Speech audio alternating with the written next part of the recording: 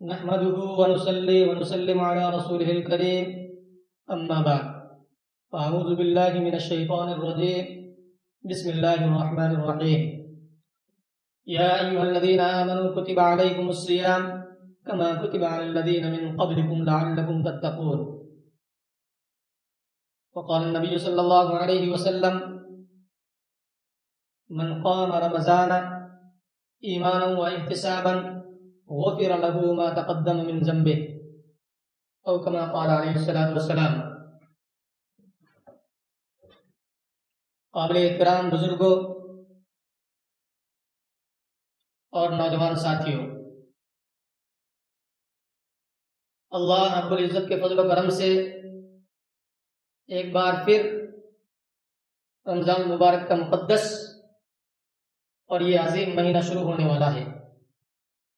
اس مہینے کی برکتوں اور رحمتوں سے ایک بار پھر ہم اپنے دامن مراد کو بھر سکتے ہیں، اور اس میں زیادہ سے زیادہ عبادتوں کا اہتمام کر کے ہم اپنے اعمال ناموں کو اور بھی زیادہ وزنی بنا سکتے ہیں۔ حدیث پاک میں آتا ہے کہ جب رمضان کا مہینہ شروع ہوتا تو نبی اکرم صلی اللہ علیہ وسلم اپنے صحابہ کرام کو اس مہینے کی آمد پر مبارکباد دیتے اور فرمایا کرتے کہ رمضان کا مہینہ شروع ہونے والا ہے، یہ وہ مہینہ ہے جس میں اللہ رب العزت نے تم پر روزے فرض کیے ہیں، یہ رحمت کا مہینہ ہے، یہ مغفرت کا مہینہ ہے، اور یہ جہنم سے آزادی کا مہینہ ہے۔ اس مہینے میں جنت کے دروازے کھول دیے جاتے ہیں اور جہنم کے دروازے بند کر دیے جاتے ہیں، اور شیاطین کو قید کر لیا جاتا ہے۔ اور اس مہینے میں ایک رات ایسی بھی ہے جو 1000 مہینوں سے افضل اور بہتر ہے۔ جو اس مہینے کی رحمتوں اور برکتوں سے محروم رہا وہ حقیقی معنی میں ہر خیر سے اور ہر برکت سے محروم رہا۔ حافظ ابن رجب حنبلی رحمۃ اللہ علیہ ایک جگہ لکھتے ہیں کہ جب رمضان مبارک کا چاند نظر آئے تو ہمیں اپنے عزیزوں، دوستوں اور پڑوس میں رہنے والے مسلمان بھائیوں اور بہنوں کو مبارکباد دینا چاہیے کہ اللہ نے ایک بار پھر ہمیں یہ عظیم دولت اور عظیم موقع عطا فرمایا ہے۔ اس مبارک مہینے کی عظمتوں کو دل میں بٹھائیں، اس مبارک مہینے کی عظمتوں کو دل سے پہچانیں اور اس مہینے کا مکمل حق بھی ادا کریں۔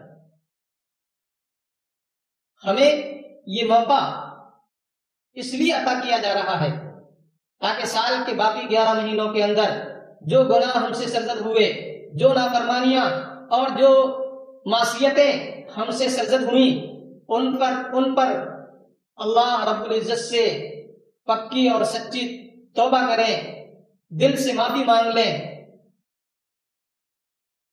اللہ پاک نے اس مہینے میں مغفرت کے دروازے کھلے رکھے ہیں۔ سچے دل سے توبہ کرنے والا کوئی بھی شخص اس مہینے میں نامراد اور ناکام نہیں ہوتا۔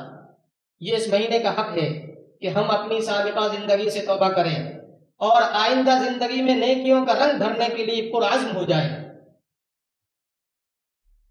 یہ مبارک مہینہ ہے، اس مہینے کی سعادتوں کا کیا ٹھکانہ۔ اللہ نے اپنی آخری کتاب یعنی قرآن حکیم کو بھی اس ماہ مبارک کے اندر نازل کیا۔ شہر رمضان الذی انزل فیہ القرآن ھدی للناس، رمضان کا مہینہ وہ ہے جس میں قرآن حکیم کو نازل کیا گیا جو پوری انسانیت کے لیے ہدایت کا ذریعہ ہے۔ ایک دوسری جگہ باری تعالیٰ ارشاد فرماتے ہیں کہ انا انزلناہ فی لیلۃ مبارکۃ انا کنا منذرین، کہ ہم نے اس کتاب کو یعنی قرآن حکیم کو برکت والی رات میں یعنی شب قدر کے اندر اتارا اور ہم اس کے ذریعے سے آگاہ کرنے والے تھے۔ نزول قرآن کی وجہ سے شب قدر کی عظمت بڑھ جاتی ہے۔ جس طرح سے یہ کلام سارے کلاموں سے افضل ہے، اسی طرح سے یہ رات بھی تمام راتوں کے مقابلے میں افضل ہے، کیونکہ اس رات میں پوری انسانیت کی ہدایت اور اس کی رہنمائی کے لیے اللہ رب العزت کی کتاب نازل ہوئی۔ نبی اکرم صلی اللہ علیہ وسلم کا معمول تھا کہ آپ 2 مہینے پہلے اس ماہ مبارک کا انتظار اور اشتیاق فرمایا کرتے تھے. جب آپ رجب کا چاند دیکھتے تو وہ پورے شوق میں اپنی زبان مبارک سے یہ الفاظ ادا کرتے: اللہم بارک لنا فی رجب و شعبان وبلغنا رمضان، کہ اے اللہ ہمیں رجب اور شعبان کے مہینوں میں برکت عطا فرما اور ہمیں رمضان تک پہنچا دے. اور پھر جیسے ہی رمضان مبارک کا مہینہ شروع ہوتا تو اپنے صحابہ کرام کو مخاطب کرتے ہوئے فرماتے کہ مہینوں کا سردار تمہارے پاس میں آ چکا ہے، تم اسے خوش آمدید کہو. یہ برکتوں والا مہینہ ہے، یہ رحمتوں والا مہینہ ہے. اس ماہ مبارک میں اللہ رب العزت اپنے بندوں کو اپنے دامان رحمت میں ڈھانپ لیتے ہیں اور اپنے گنہگار بندوں کی غلطیوں سے درگزر فرماتے ہیں اور اپنے بندوں کی دعائیں قبول فرماتے ہیں. اور اس مہینے میں اللہ رب العزت عبادتوں میں تمہاری مقابلہ آرائی اور سبقت کو دیکھتے ہیں کہ کون زیادہ سے زیادہ عبادتوں کا اہتمام کرنے والا ہے، کون زیادہ سے زیادہ تلاوتوں کا اہتمام کرنے والا ہے، کون زیادہ سے زیادہ صدقہ اور خیرات کا اہتمام کرنے والا ہے، کون زیادہ سے زیادہ ذکر و اذکار اور تسبیحات کا اہتمام کرنے والا ہے، کون زیادہ سے زیادہ کلمہ طیبہ کا ورد کرنے والا ہے، کون زیادہ سے زیادہ توبہ اور استغفار کا اہتمام کرنے والا ہے. جب تم نیکیوں میں ایک دوسرے سے سبقت اور آگے بڑھنے کی کوشش کرتے ہو تو اللہ رب العزت ملائکہ کے سامنے تم پر فخر کرتے ہیں کہ دیکھو میرے بندے کس طرح مجھے راضی کرنے کے لیے ایک دوسرے سے آگے بڑھنے کی کوششیں کر رہے ہیں. خوش نصیب ہیں وہ لوگ جو رمضان کی ساعتوں کی قدر کرتے ہیں، نمازوں کا اہتمام کرتے ہیں، روزوں کا اہتمام کرتے ہیں، تراویح کا اہتمام کرتے ہیں، صدقہ اور خیرات کا اہتمام کرتے ہیں، قرآن حکیم کی زیادہ سے زیادہ تلاوت کا اہتمام کرتے ہیں، راتوں کا قیام اور تہجد کے وقت میں اٹھ کر دعاؤں کا اہتمام کرتے ہیں. اور بڑے بد نصیب ہیں وہ لوگ جو اس مہینے کو پا کر بھی محروم ہی رہتے ہیں. نہ نمازوں کی فکر، نہ روزوں کی فکر، نہ تراویح کی فکر، نہ صدقہ اور خیرات کا اہتمام، نہ قرآن حکیم کی تلاوت کی توفیق اور نہ اپنے گناہوں کی معافی کی فکر اور نہ اللہ رب العزت کو راضی کرنے کی کوشش. ایسے لوگوں کے لیے بہت بڑی محرومی کی بات ہے. رمضان تو نیکیاں کمانے کا سیزن ہے، اپنے پروردگار کے ساتھ میں اپنے تعلق کو اور اپنے رشتے کو مضبوط کرنے کا بہترین موقع ہے.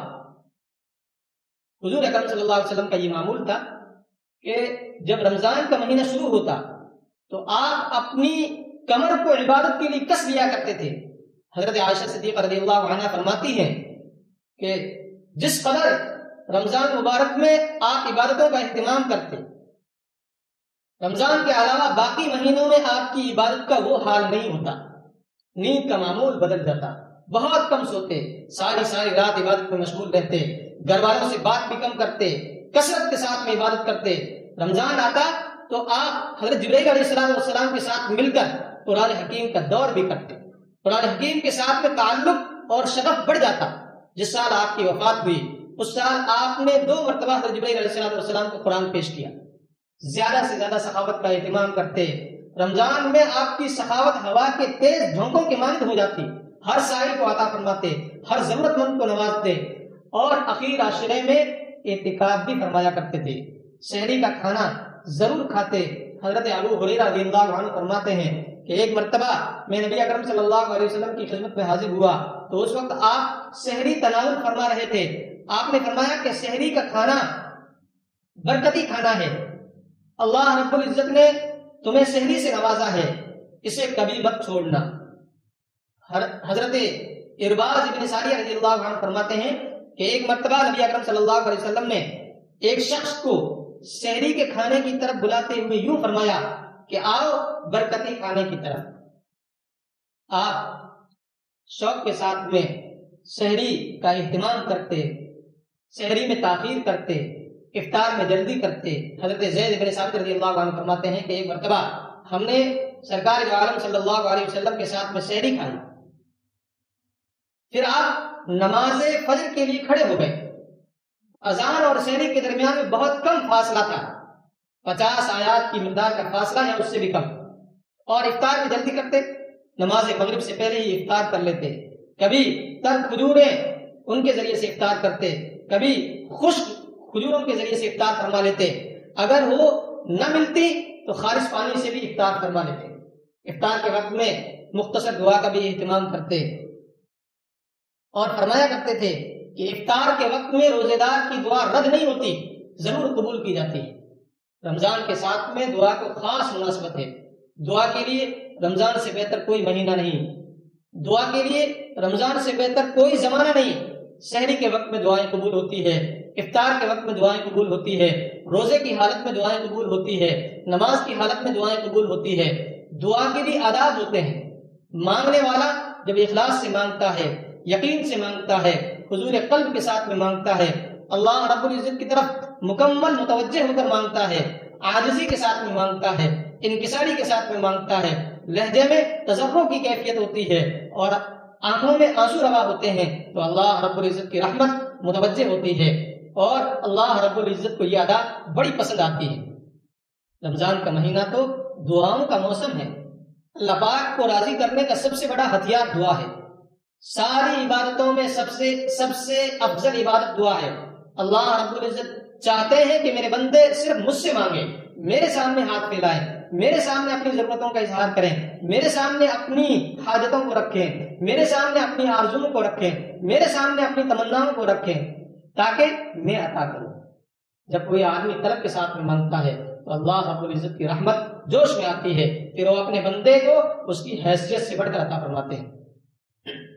اس لیے اس ماہ مبارک کے اندر خوب دعاؤں کا اہتمام کریں، اپنے لیے دعاؤں کا اہتمام کریں، اپنے لیے مانگے، اپنے گھر والوں کے لیے مانگے، اپنے والدین کے لیے مانگے، اپنے متعلقین کے لیے مانگے، اپنے رشتہ داروں کے لیے مانگے، پوری امت کے لیے مانگے۔ حدیث پاک میں آتا ہے کہ جو آدمی اللہ کے سامنے ہاتھ نہیں پھیلاتا اور دعا مانگنے میں بخل سے کام لیتا ہے، اللہ تعالیٰ اس سے ناراض ہو جاتے ہیں۔ ایک حدیث میں اس طرح کے الفاظ آئے ہیں کہ سب سے بڑا بخیل وہ ہے جو سلام کرنے کے اندر بخل سے کام لے، اور سب سے بڑا عاجز وہ ہے جو دعا مانگنے میں کوتاہی کرے۔ اس لیے دعاؤں کا خوب اہتمام کریں۔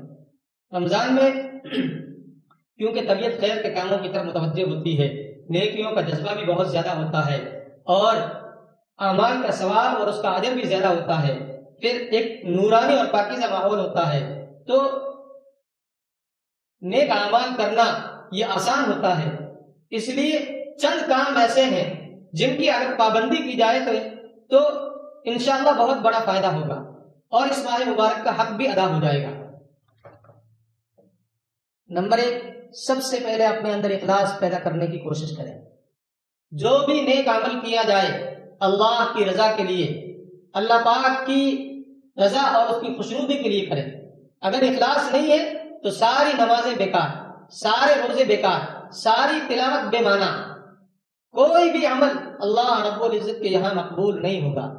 اس لیے اس مہینے کے اندر جو بھی نیک کام کریں خالص اللہ رب العزت کی رضا کے لیے کریں۔ اس کے علاوہ قرآن حکیم کی تلاوت کا زیادہ سے زیادہ معمول بنائیں۔ قرآن حکیم کی تلاوت کے بڑے فضائل ہیں۔ قرآن کو پڑھنا بھی عبادت ہے، قرآن کو دیکھنا بھی عبادت ہے، قرآن کو ہاتھ لگانا بھی عبادت ہے۔ حدیث پاک میں آتا ہے کہ قرآن پڑھا کرو، اس لیے کہ قرآن روز قیامت اپنے پڑھنے والوں کے لیے شفاعت کرے گا اور پھر اس کی شفاعت کو قبول کیا جائے گا اور اسے جنت کے اندر داخل کر دیا جائے گا۔ قرآن حکیم کی تلاوت کرنے والے اللہ رب العزت کے مقرب اور خاص بندے ہوتے ہیں۔ ایک مرتبہ نبی اکرم صلی اللہ علیہ وسلم نے فرمایا کہ اللہ تعالیٰ کے خاص اور مقرب بندے ہیں۔ کچھ لوگ اللہ تعالیٰ کے خاص اور مقرب بندے ہیں۔ حضرات صحابہ کرام نے عرض کیا، یا رسول اللہ وہ کون لوگ ہیں؟ آپ نے فرمایا کہ قرآن حکیم کی تلاوت کرنے والے اور اس سے خاص لگاؤ رکھنے والے۔ اس لیے زیادہ سے زیادہ قرآن حکیم کی تلاوت کا معمول بنائیں۔ اس کے علاوہ ہر وقت اللہ رب العزت کا ذکر کریں، اٹھتے بیٹھتے جاگتے سوتے ہر وقت اپنی زبان کو ذکر میں مشغول رکھیں۔ ذکر، اللہ رب العزت کا ذکر، یہ تمام اعمال میں سب سے عمدہ اور پاکیزہ عمل ہے۔ حدیث پاک میں آتا ہے، نبی اکرم صلی اللہ علیہ وسلم فرماتے ہیں کہ ایک مرتبہ حضور اکرم صلی اللہ علیہ وسلم نے فرمایا کہ کیا میں تمہیں ایسے عمل کے بارے میں نہ بتلاؤں جو تمام اعمال میں سب سے عمدہ اور پاکیزہ عمل ہے؟ وہ عمل اللہ رب العزت کی راہ میں سونا چاندی خرچ کرنے سے بھی بہتر ہے۔ وہ عمل اس سے بھی بہتر ہے کہ تمہارا مقابلہ دشمنوں سے ہو اور وہ تمہاری گردنیں مارے اور تم ان کی گردنیں اڑاؤ یعنی وہ عمل جہاد سے بھی بہتر ہے۔ حضرات صحابہ کرام کو تجسس ہوا، شوق پیدا ہوا کہ یا رسول اللہ ایسا کون سا عمل ہے جو سب سے اونچے درجے کا حامل ہے؟ تو آپ نے فرمایا کہ اللہ کا ذکر، اس لیے کہ اس مبارک مہینے میں زیادہ سے زیادہ ذکر و تسبیح کا بھی اہتمام کریں۔ اس کے علاوہ کثرت کے ساتھ میں استغفار کریں، اپنے گناہوں کے سلسلے میں پکی اور سچی توبہ کریں، اور استغفار کی برکت سے اللہ پاک ہماری گناہوں کو معاف فرما دیں گے، ہماری روزی کے اندر وسعت پیدا فرما دیں گے۔ اللہ پاک استغفار کی برکت سے اللہ پاک ہماری زندگیوں کے اندر ایک خوشگوار تبدیلی پیدا فرما دیں گے۔ اس کے علاوہ اس مہینے کے اندر مسجد کے ساتھ میں اپنے تعلق کو اور بھی مضبوط بنائیں، ہر وقت باوضو رہنے کی کوشش کریں، وقت پر نماز ادا کرنے کی کوشش کریں، بجماعت نماز ادا کرنے کی کوشش کریں، صف اول میں نماز ادا کرنے کی کوشش کریں۔ اس کے علاوہ اللہ رب العزت کی راہ میں زیادہ سے زیادہ خرچ کرنے کا اہتمام کریں، صدقہ اور خیرات کا اہتمام کریں، روزانہ صدقے کا اہتمام کریں، چاہے کھجور کا ایک دانہ ہی کیوں نہ ہو۔ صدقے سے مصیبتیں ٹل جاتی ہیں، پوشیدہ طور پر صدقہ کرنے سے اللہ رب العزت کے غصے کی آگ ٹھنڈی ہو جاتی ہے۔ اس کے علاوہ بیواؤں کی خبرگیری کریں، ان کی مدد کریں۔ حدیث پاک میں آتا ہے کہ جو آدمی بیواؤں کی مدد کرتا ہے تو اللہ رب العزت کی راہ میں جہاد کرنے والے کی طرح ہے، ایسا آدمی مسلسل نماز پڑھنے والے کی طرح ہے، ایسا آدمی مسلسل روزہ رکھنے والے کی طرح ہے، ایسا آدمی مسلسل عبادت کرنے والے کی طرح ہے۔ اس لیے بیواؤں کی خبرگیری کریں، ضرورت مندوں کا خاص طور سے خیال کریں۔ حدیث پاک میں آتا ہے کہ جب کوئی آدمی کسی حاجت مند اور ضرورت مند کی مدد کرتا ہے اور اس کی حاجت کو پورا کرنے کے لیے اور اس کی ضرورت کو پورا کرنے کے لیے قدم آگے بڑھاتا ہے تو اس کا یہ عمل مسجد نبوی میں 2 مہینے کے اعتکاف سے بھی بڑھ کر ہے۔ کتنا بڑا ثواب ہے! اس لیے ضرورت مندوں کا خاص طور سے خیال کریں، اور رمضان کے مہینے میں اپنے نوکروں، اپنے خادموں اور اپنے ماتحتوں کے کاموں کو ہلکا کریں، ان کے لیے آسانیاں پیدا کریں۔ جو آدمی اس بات کا خیال رکھے گا اللہ رب العزت قیامت کے دن اس کے ساتھ میں آسانی کا معاملہ فرمائیں گے، اس کے بوجھ کو ہلکا کر دیں گے، اس کے لیے مغفرت کے فیصلے فرما دیں گے، اس کے لیے نجات کا فیصلہ فرما دیں گے۔ اللہ پاک ہمیں اس ماہ مبارک کی عظمت کو اور اس کی حقیقت کو صحیح معنی میں پہچاننے کی توفیق عطا فرمائے، اور صحیح معنی میں اس ماہ مبارک کی قدردانی کی توفیق عطا فرمائے، اور اس کے ایک ایک لمحے کو، ایک ایک گھڑی کو، ایک ایک ساعت کو اپنی عبادت میں اور ذکر و اذکار میں، تلاوت میں، دعا اور استغفار کے اندر اور نیک کاموں کے اندر گزارنے کی توفیق مرحمت فرمائے، اور اس مہینے کی رحمتوں سے اور اس کی ساری برکتوں سے ہمیں پوری طرح فیضیاب فرمائے۔ وآخر دعوانا الحمدللہ رب العالمین۔